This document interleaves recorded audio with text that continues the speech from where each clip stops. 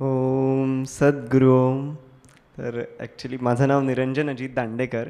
मी गुरुतत्व संस्थेशी 1 वर्षापूर्वी इथे याच कार्यक्रमाला गुरुपौर्णिमेच्या कार्यक्रमासाठी आलेलो. माझे बाबा इथे फोटोग्राफी आणि व्हिडिओग्राफीचं काम इथे 10 वर्षापासून करतात.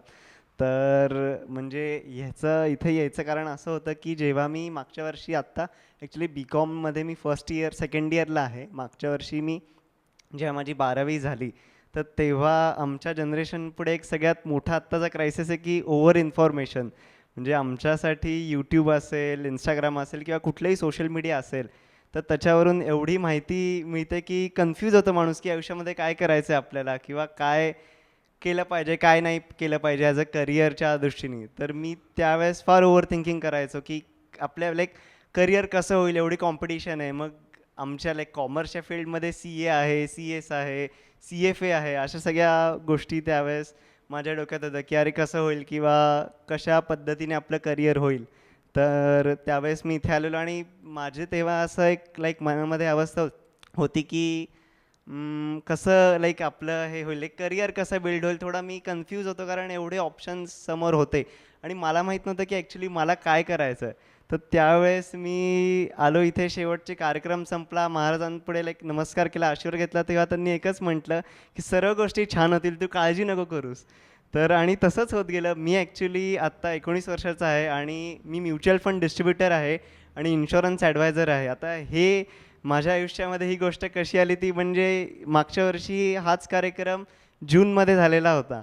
तर जून नंतर एक सप्टेंबर ऑक्टोबरच्या वेळेस मी ती एक म्युच्युअल फंड डिस्ट्रीब्युशनची एक्झाम दिली आणि त्यानंतर म्हणजे देवाचीच इच्छा असेल कदाचित मी हे म्युच्युअल फंड डिस्ट्रीब्युशन असेल, इन्व्हेस्टमेंट असेल, याचं करिअर करावं. मी ॲक्च्युली दिवाळीनंतर लिंक्डइनच्या प्लॅटफॉर्म थ्रू म्हणजे मी मराठी लाईक शाळेमध्ये शिकलो, त्यामुळे माझं मराठी लेखन खूप चांगलं होतं. तर त्यासाठी मी मटा असेल किंवा सकाळ असेल तर यांच्या जे संपादक असतात तर त्यांच्याशी लिंक्डइनवरून हे करायचं की मला फायनान्शियल लिटरसी म्हणजे आर्थिक साक्षरता या विषयावरती जर कुठल्या कॉलममध्ये लिहायला मिळालं तर खूप चांगलं होईल. तर म्हणजे त्यांनी एकंदर माझा अनुभव असेल किंवा जे आर्थिक साक्षरता या विषयामधली रुची असेल तर ती त्यांना आवडली आणि त्यांनी मला संधी दिली आणि आज मला सांगायला खूप आनंद होतो आहे की मी गेले 8 महिने मटा वेल्थ असेल किंवा सकाळ मनी असेल या मासिकांमध्ये, पेपरांमध्ये माझे लेख येतात आणि हे केवळ म्हणजे महाराजांमुळे झालं. कारण जेव्हा त्यावेळेस आलेलो इथे तेव्हा काय करायचं आयुष्यामध्ये हे खरंच माहीत नव्हतं. खरंच कन्फ्युजन होतं ॲक्च्युली. कारण ओव्हर इन्फॉर्मेशन जसं म्हटलं की इतके आपल्याला आज एक सर, कुठले क्लासचे सर असतील ते सांगतात हे कर तू, आपले शेजारचे असतात की तू अरे कॉमर्समधला तर हे कर किंवा या फील्डमधला आहेस तर असं केलं पाहिजेस तू. तर आपल्याला ॲक्च्युली काय करायचं आहे आपल्याला हे त्या काळामध्ये खूप महत्त्वाचं कळालं.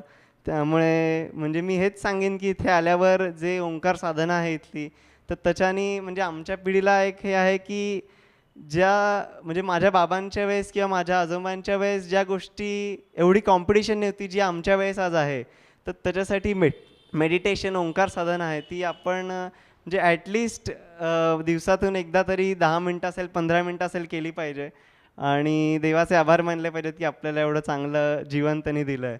तर एवढंच म्हणजे मी माझा अनुभव सांगेन या एका वर्षातला, जो म्हणजे मला असं कधी वाटलं नव्हतं की असं मी आज आत्ता या ठिकाणी असं बोलत असेन मागच्या वर्षी, असं मला कधीच वाटलं नव्हतं. मागच्या वर्षी पण असेच लोक त्यांचे अनुभव सांगत होते, मी तेव्हा ऐकत होतो असंच इथेच बसलेलं होतं खालती.